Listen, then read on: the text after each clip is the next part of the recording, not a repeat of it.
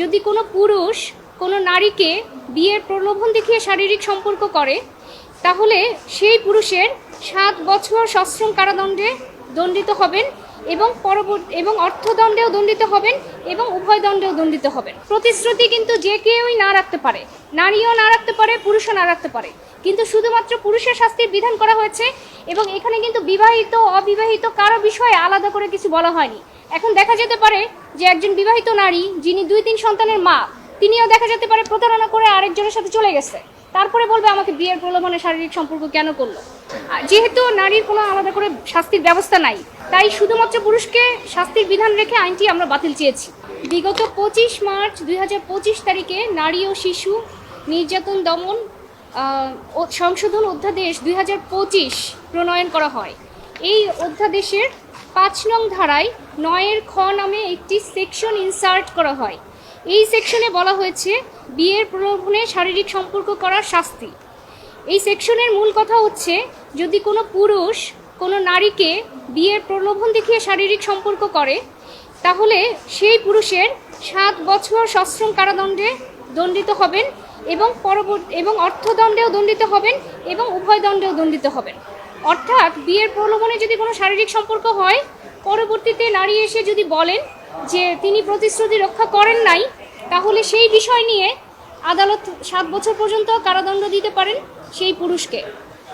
এই বিষয়টি নিয়ে এইড ফর ম্যান ফাউন্ডেশন এবং সুপ্রিম কোর্টের আইনজীবী মোহাম্মদ রাশিদুল হাসান এই আইনটিকে চ্যালেঞ্জ করে রিট পিটিশন ফাইল করেন বিগত এপ্রিল মাসে, এবং রিট পিটিশনটি ফাইল করার পরে এতদিন শুনানি হয়েছে। আজ শুনানি শেষে মাননীয় বিচারপতি হাবিবুল গনি ও মাননীয় বিচারপতি সৈয়দ মোহাম্মদ তাজরুল ইসলামের দ্বৈত বেঞ্চ রুল ইস্যু করেছেন।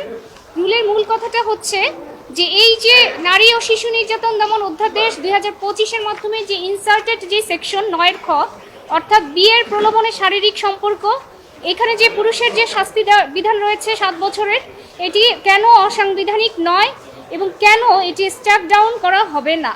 টানা 7মবারের মতো বেস্ট টিস্যু পেপার ব্র্যান্ড হিসেবে স্বীকৃতি পেয়েছে বসুন্ধরা টিস্যু। এই শাস্তি শুধুমাত্র পুরুষের ক্ষেত্রে প্রযোজ্য, অর্থাৎ কোনো পুরুষ যদি বিয়ের প্রলোভন দেখিয়ে শারীরিক সম্পর্ক করেন, বিয়ের প্রতিশ্রুতি দেন এবং পরবর্তীতে যদি দেখা যায় যে তিনি সেই প্রতিশ্রুতি পালন করছেন না, সেটিকে এই নারী ও শিশু নির্যাতন দমন অধ্যাদেশের মাধ্যমে শাস্তিযোগ্য অপরাধ হিসেবে চিহ্নিত করা হয়েছে এবং 7 বছরের কারাদণ্ডের বিধান রাখা হয়েছে।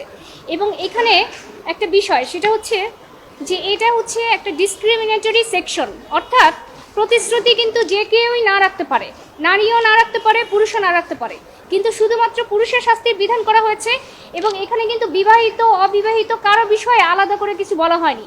এখন দেখা যেতে পারে যে একজন বিবাহিত নারী যিনি 2-3 সন্তানের মা, তিনিও দেখা যেতে পারে প্রতারণা করে আরেকজনের সাথে চলে গেছে, তারপরে বলবে আমাকে বিয়ের প্রলোভনে শারীরিক সম্পর্ক কেন করলো। এই বিষয়গুলি আমরা আদালতে তুলে ধরেছি যে শুধুমাত্র একজনকে দায়ী করে এরকম একটা ভেগ এবং এই ধরনের ডিসক্রিমিনেটরি একটা সেকশন, যেটাকে একটা লিগ্যাল উইপেন হিসেবে ব্যবহার করা হবে, এই সেকশনটা আনকনস্টিটিউশনাল। আমরা আদালতের সামনে সেই বিষয়গুলোকে ডিসক্রাইব করে তুলে ধরেছি যে এইভাবে হলে শুধুমাত্র একটা শ্রেণীর হাতে আরেকটা শ্রেণীকে শোষণ করার হাতিয়ার তুলে দেওয়া হবে। তখন যখন যাই হবে 5 বছর পরে এসেও বলবে যার সাথে আমার সম্পর্ক ছিল সে বিয়ে করে নাই, অতএব এখন তার বিরুদ্ধে মামলা দাও। যেহেতু নারীর কোনো আলাদা করে শাস্তির ব্যবস্থা নাই, তাই শুধুমাত্র পুরুষকে শাস্তির বিধান রেখে আইনটি আমরা বাতিল চেয়েছি। রুলের বিবাদী হচ্ছে আইন মন্ত্রণালয়ের 2 সচিবকে এই রুলে বিবাদী করা হয়েছে।